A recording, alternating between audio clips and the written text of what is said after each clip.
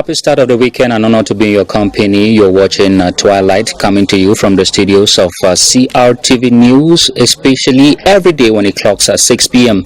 You just watch the news in the English language, and this other edition is coming to you few hours after the latest Teachers' Day commemoration across the globe and in Cameroon. That has been witnessed with mixed feelings amid calls for boycott from different teachers' trade unions as they continue to demand for better working conditions and also the payment of arrears. We continue to look at this issue on Twilight this evening. Remember, we started on Wednesday, and today we are looking at the post-celebration and other activities that marked this day in Cameroon.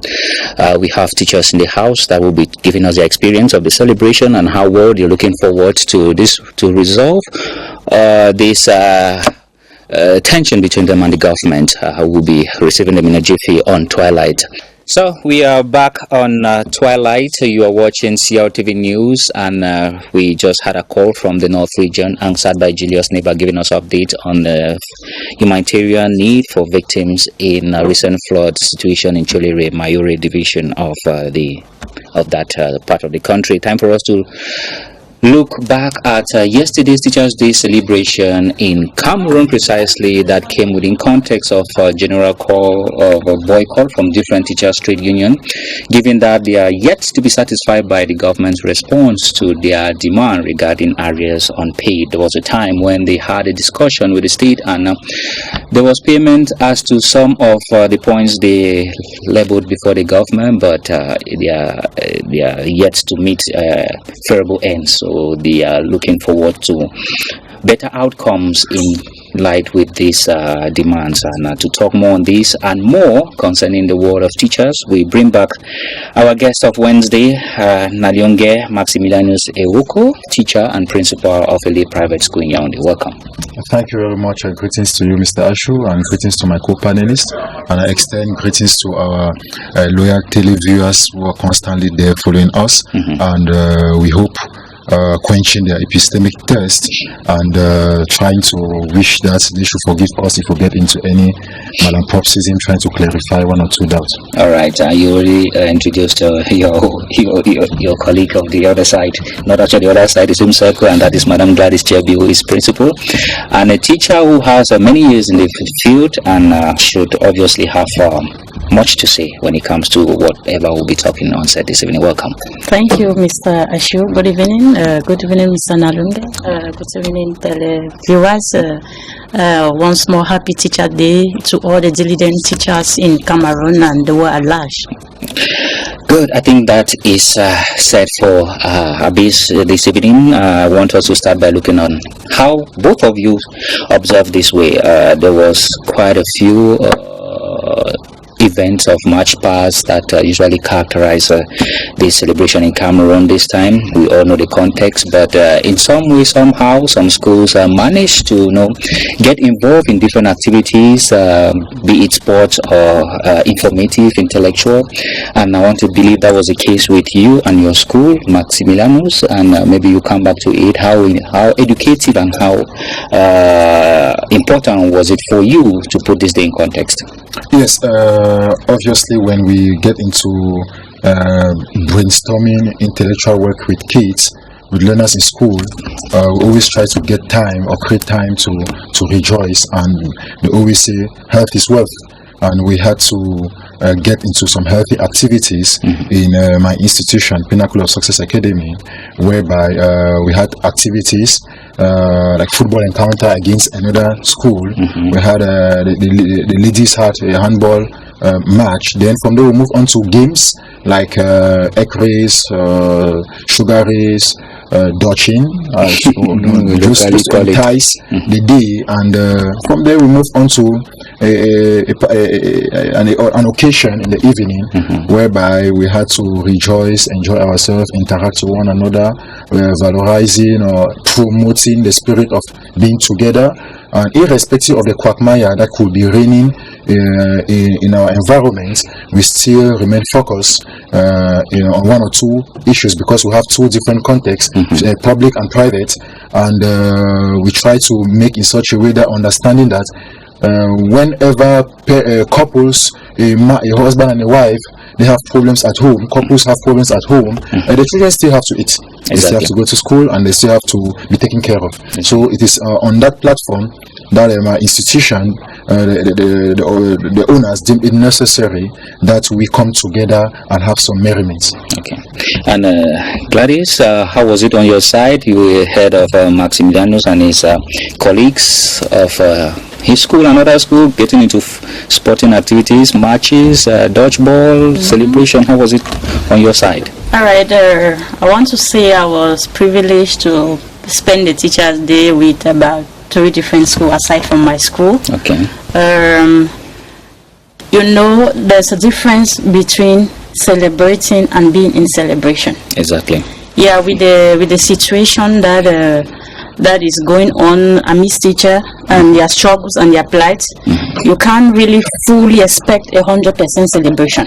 Exactly. In some other schools, there were total boycott, especially in the public sector, but us in the private sector, we are doing our best despite the odds, even when we are seeking for other maybe advantages or other better treatments. We make sure that we are doing it positively. We make sure that we are in our post of duty. So even though in the minds of some teachers, we need to take out that notion. So we started with normally debate on the topic or on the theme that we are celebrating this year. And the plights are always numerous. Exactly. But since we are there to coordinate, to galvanize and put them in the positive direction, at the end it's true that we are not satisfied. It's true that we expect more or we deserve more. But then let's be competent, let's get updated, let's make ourselves qualified, so that if the changes that we are seeking finally comes, let it meet us ready and qualified. Truth be told, if the conditions that we are asking for are met, there are a lot of teachers who will not be qualified to be teachers. Exactly. So the thing is, they should upgrade themselves. They should run along with the changing time. They should not remain static to the past. Exactly. So even as we are reclaiming, we stay positive, we stay duty conscious, we equip ourselves to be ready for the change that we are expecting. Okay. Definitely, we hope and we know there will be a change, and the teachers will smile. All right. So after that, there was feasting, and you know the rest. All right. And I'm glad you brought up the demands of the teachers, and that is generally felt in the public sector. And I want to come back to your own sector, which is the lay private schools. How are the demands like when we have to look at schools of the lay private schools? Are they of the same shape and intensity like those of the public school? If not, how pertinent could they be for the teaching profession? Well, I think we cannot pretend to say that they'll always be the same, because they are two different micros, if I can put it that way, despite the fact that it's in the educational milieu. The plight of the public teachers are really different from the plight of the private teachers, the private teachers' plight. And why? Because we are in a state whereby the cry did not start today. It is a long-standing cry, and wherein those in the private sector, most often they go for years, they work for 4, 5, 6, 7 years without any concrete contracts, signed contracts. It is most often verbal. At times, some run for years without even any increment. There is no policy that really clearly stipulates that these teachers working in the private sector, obviously after 2 years this is the increment, after 3 years this is what is going to take place. No job security, because you can just get a one morning and being kicked out in the private sector. So the reason why the plight of the private teachers differs from that of the public teachers, because they don't even have any matricle, like unlike that of the government. So the reason why we have been for years now, we have been trying to invite the government to look into the plight of the private teachers too, because some go on retirement, stay in it for 20 years and they have nothing to show for it. Their children, the kids know that our father or mother or parents have been teachers, but they have nothing to show for it. Some are even maltreated, some are dehumanized, some are treated as if they are underdogs. Despite the fact that there are some areas whereby they really value humans, they value the teachers, but most of the areas, there are some people who still lack, who don't even have an iota of human milk in them, whereby they just focus on what comes in and they don't look into the conditions of the teachers.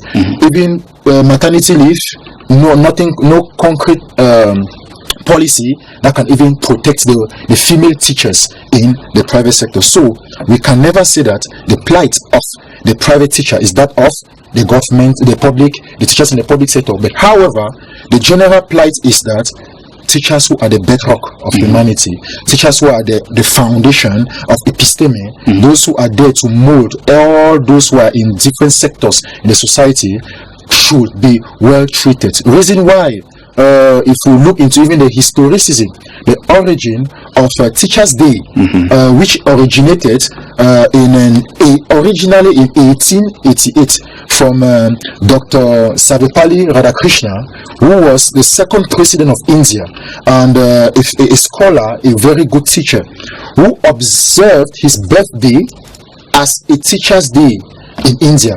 It is from there that along the line in that was the 5th of September in 1962, it was then celebrated in India officially since 1962, like the Teachers' Day, wherein the UNESCO adopted in 1994 to commemorate the Day of the Teachers, to give value to teachers, for teachers to come and reflect about their conditions, their present situations, and their future.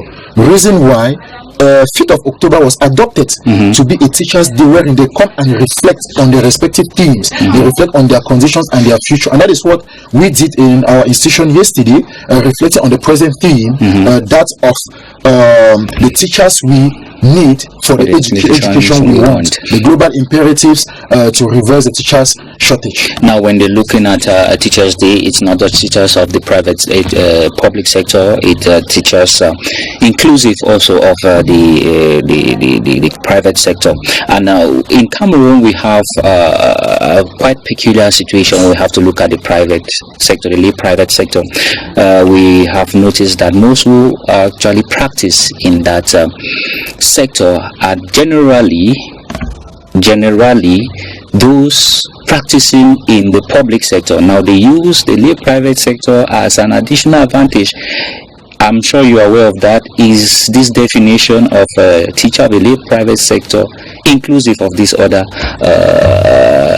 group of teachers that we just mentioned? Thank you once more, Mr. Ashu. I just want to say teachers of the lay private want to be more specific. They are those teachers that they are not trained or government teachers. They are strictly private. So when we are making those precision, it concerns mostly teachers without matric. And when Mr. Nalunga was talking about the plight of a teacher, most of the time the plight is not even the pay package or the financial aspect of it. Most people may think that that's a major worry, but not. The policies. Somebody told me that if government teachers are complaining, when we were asked, what about the private teachers? Because we know that the situation of government teachers are far off better than that of the private teachers. So if the government teachers that we think that they are more better off, they are already complaining. Imagine what is happening in the lay private sector, the teachers of the lay private sectors. It's not easy. In the private sector, it's pay as you go. And with the level of violence in the school milieu, what happens if you are stabbed and you can no longer come to the work, to your job site? Your salary does not pass. Even while you are fighting for your life in the hospital, because it's pay as you go. It's true that the government is trying to give subvention to some schools, but they don't supervise and make sure those subventions end in the pockets of those private teachers. Sometimes the follow-up is not there. The little they are given is not that enough, but at least it's something.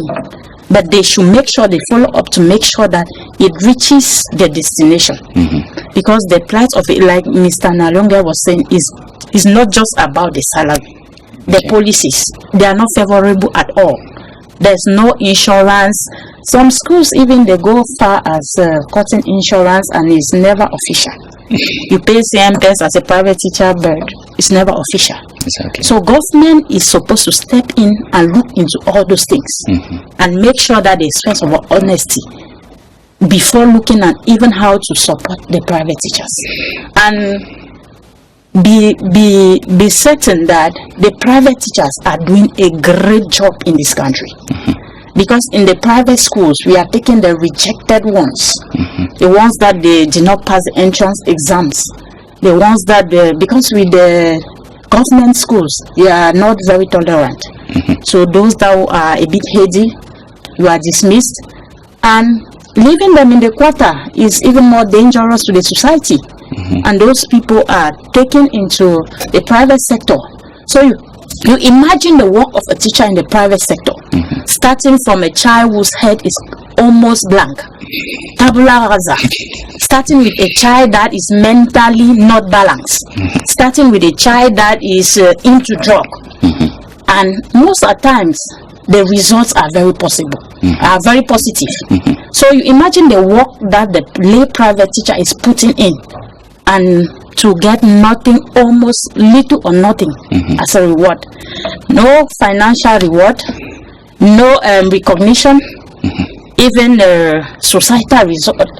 The proof is during exams, when the GC comes out, most of the parents rush to the churches to celebrate their success. The teacher is always left out. It's a mentality. That mindset has to change. The place of a teacher needs to be given. Teachers, they deserve all the respect. They deserve all the appreciation. As a teacher, you don't have a life. Exactly. Because the number of years you spend in school is not paid for. You are paid maybe hourly, but the whole night you are up to prepare for lessons. Those hours that you spend sleepless, it's not accounted for. When you are marking scripts the whole night, it's not accounted for. But you are paid the hours that you stand there, see you in front of the children. They don't know how many hours you put into work to get that done. So teachers really deserve honor. We continue looking at the situation of teachers in the lay private sector in light with current issues, as there's a wide call for boycott. But now, when we look at the situation of teachers in the lay private sector, who do we blame? Who carries the blame? Because, like observed yesterday, most teachers we talked to, I was in the field, they mostly raised the issue that owners, proprietors put up these schools for business purposes. Now, who takes the greater blame for this? The current situation of teachers and the lay private sector? Is it the money-making venture of the proprietors or inappropriate policies? Well, we could say both. We could say both because let us take the aspect of the inappropriate policies which are created by some of these proprietors themselves, because most of them, the little experience we've had, we have come across some who think that they all know us. They know everything and nobody knows anything. At the same time, they want to be the teacher. At the same time, they want to be the proprietor. At the same time, they want to be the pastor. At the same time, they want to be the cook. At the same time, they want to be everything. Now, the government needs to assist in coordinating or supervising the lay private sector, so that everything should work in line with the governmental vision about education, because education is the most vital tool, as Nelson Mandela said, that one needs to use to change the world. And if we talk about education, we need to look into those learners who are coming to acquire the knowledge, the skills necessary, the competencies necessary to meet up with societal challenges. So both at the level of the government, who are not supervising enough, we think they're not supervising enough, getting into, at times when they even come for control in the schools, in some of the schools, when there is a small envelope given, that control, everything is positive. So, but concretely, they will look into the aspect of the conditions of the teachers. When there are even elections for the representative of the private, the teachers in the lay private sector, their representative, most often it is for the benefit of the proprietors. And proprietors now, on the other hand, most often are business people. What happens? They look into their interest. So we realize that it is just a cacophonic situation whereby when you or the teacher wants to even at times talk, it becomes a problem. So we have only, as I said, few, because all situations can never be the same. There are some proprietors indeed we really need to applaud. We need to congratulate them because they really have that concern for humans. They have the concern for proper education.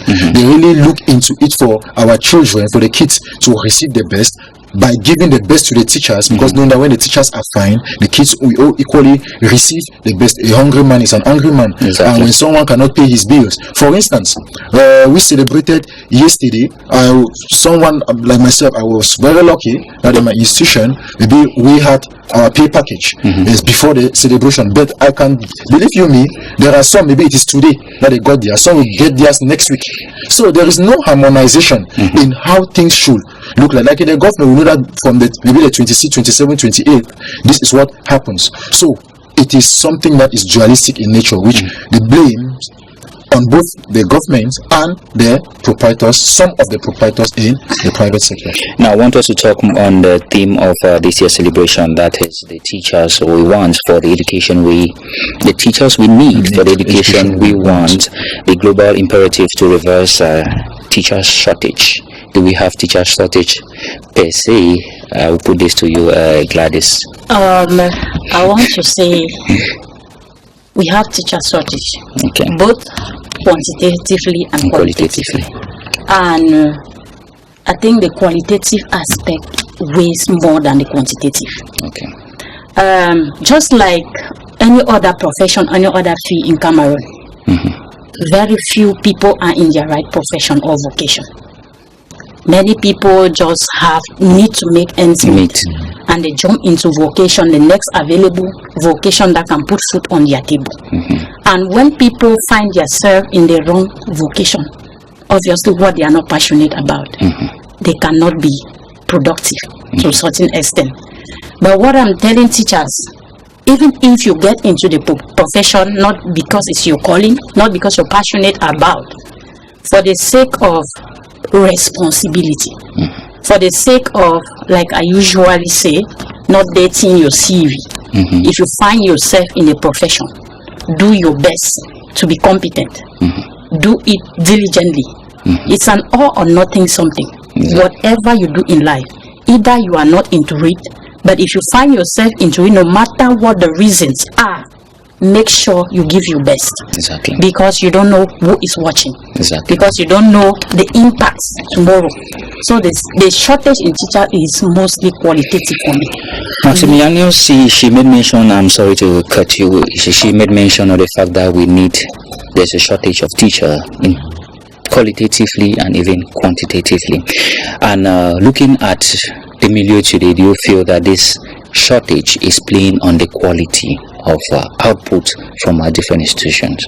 I think so. And why do I say this? When following the theme, when we say the teachers we want, we need for the education we want, it simply means there is a particular education or educational system that we are expecting, and we will expect a particular type of education in terms of quality and quantity.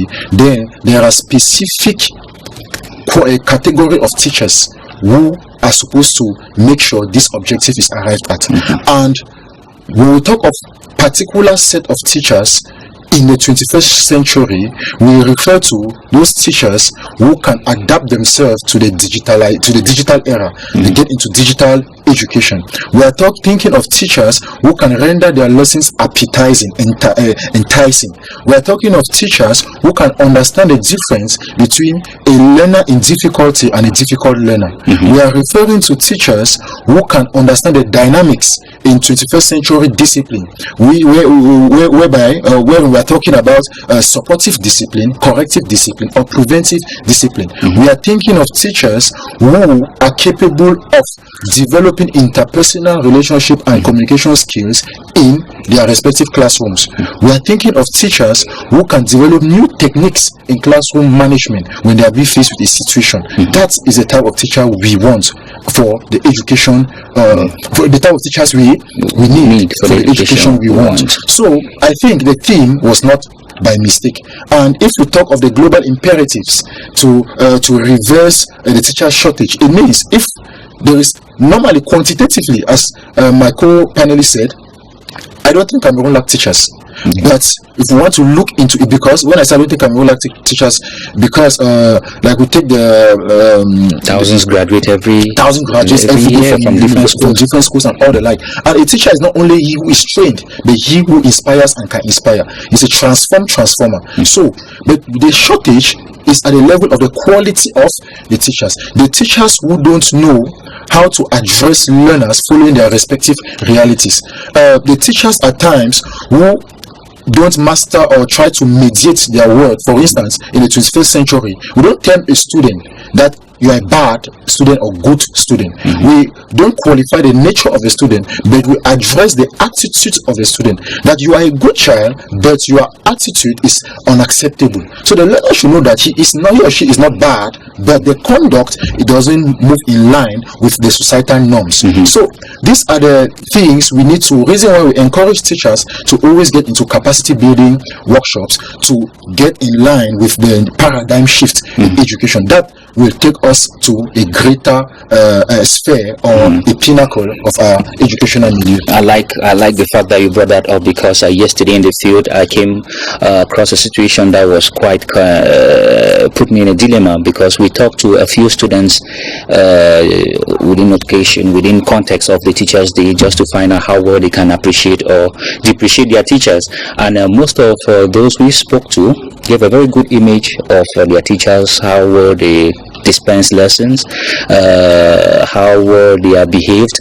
But on the contrary, before we crossed the gate out, exiting that school, we came across a situation where a student was actually exchanging punches with a discipline master.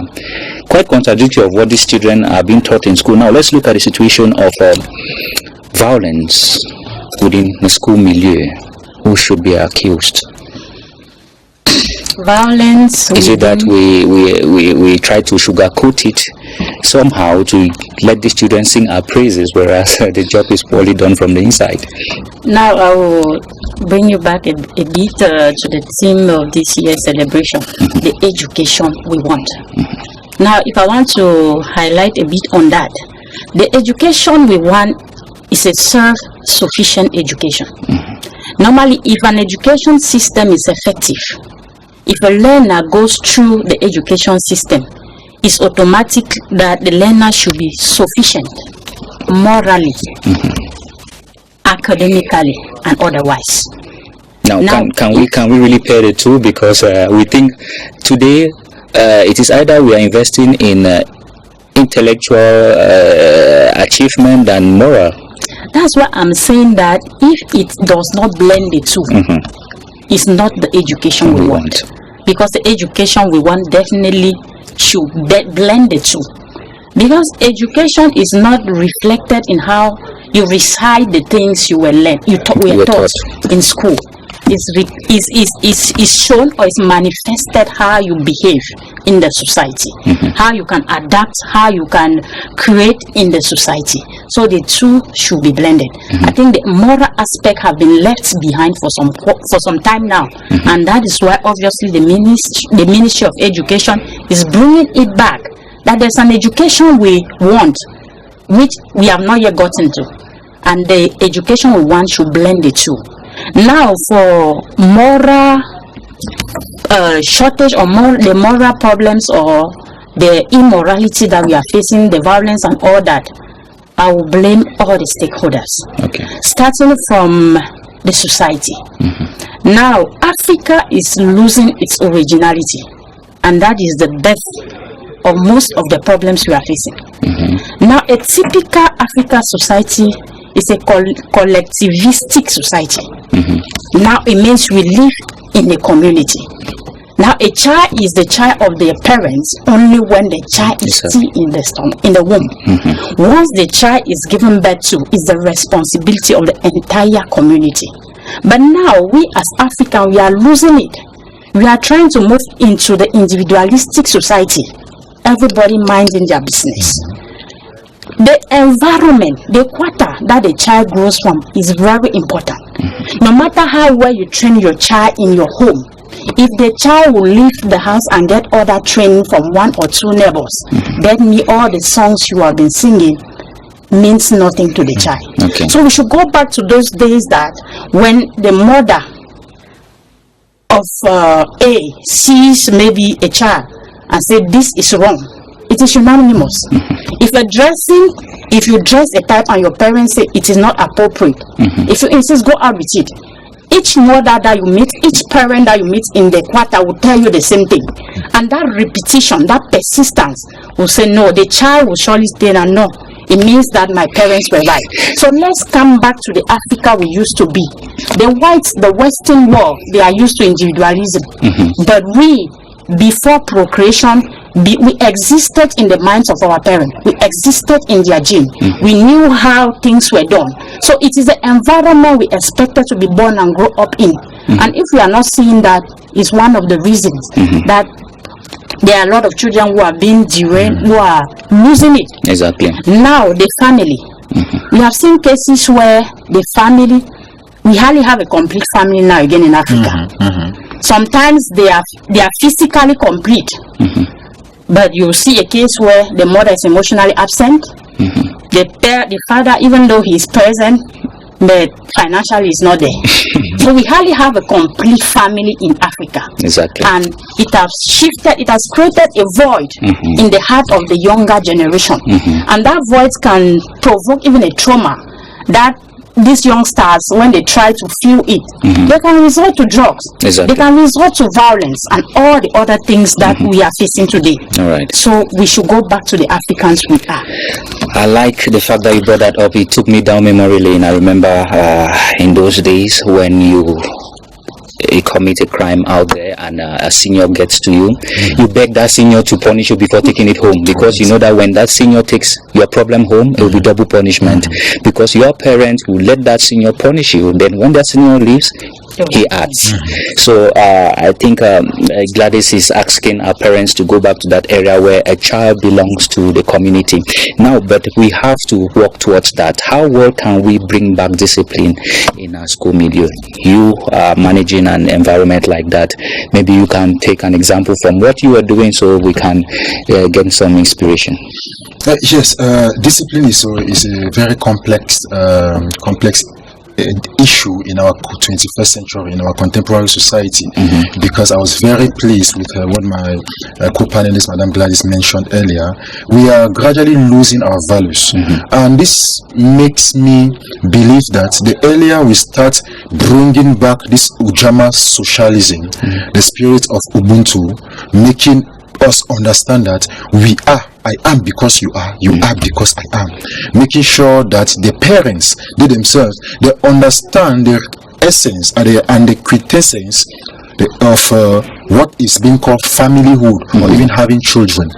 You see, it is generally said that if you want to know, as I even said during our last program, if you want to know how ferocious or more violent we humans are, let us remove the fear of God from the society and moral education. That is where we are feeling.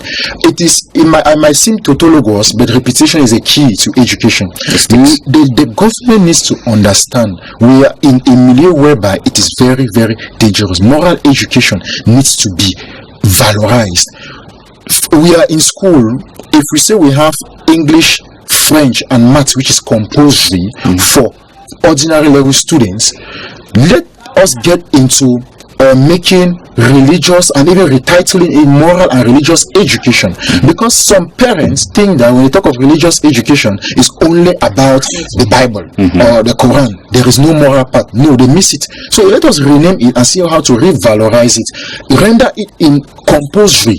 I like English, math, French, then even citizenship education, because we need it. Students have lost the value of citizenship, patriotism, helping an elder, even values of respect. It is no longer there. And at the same time, we should not end there. We should transfer it to the second cycle, like moral education, religious studies, and citizenship. Create a special syllabus. Our syllabus has a problem. Our syllabus seems to be voluminous. It is quantitative and qualitative. But for us to make the learners grab something, we need to reduce it and go to the essential. Talking about the syllabus at the second cycle for citizenship, it should be composed, whether you are an art student or science student, it should be compulsory. And what should be the content of the syllabus? We have the African Charter on Human Rights. We have the Penal Code of Cameroon. We have the rights of people and children from the United Nations. This could constitute the syllabus for second cycle, and we make in such a way that everybody must pass it compulsory, not only for the English subsystem of education, but the French subsystem. Because if we implement only in the English subsystem, what about the other section? And when we get to the quarters, everything is lost. So the government needs to revalorize this and render it compulsory that this is something you must pass, be it French or English subsystem. Then it extends also to the university. For you to even write a public exam, you must present this well passed. So believe you me, that is the educated pedagogic measures we can have to curb violence in the society. Apart from that, let us try to get into preventive, corrective, and supportive discipline in our schools, understanding the background of the learners, where they come from, dialogue with them, and see on how to move. I think it's going to help. We are running out of time. Maybe I'm glad you also bring in your own approach, what you think can be done to remedy school environments of moral misconduct. I just want to say I've been privileged to work in a school that violence was the order of the day before I came in. I've been privileged to work with both Anglophones and Francophones. You know, with discipline, Anglophone folks or learners is easier to handle than the Francophone learners. But what I came to realize is we have to be dynamic in the discipline. For instance, a child that is already violent, you can't correct the child by using violence. So we need to study the child to know their level. If not, you end up being brutalized, end up being harassed. If you see you're already violent, there are other way. Dialogue. Sometimes those children, they just need help. They are just manifesting a psychological problem that they really need the attention of a specialist. And I'm calling upon the government. I think we have gotten a state that we need a rehabilitation center in this country. All right. Yeah. Thank you both very much. I think we are out of time. It was very insightful. It was a good idea to have you back on set. I think a lot has been passed across, and we're looking forward to impact. Let's take a break. The news is right ahead in the French language.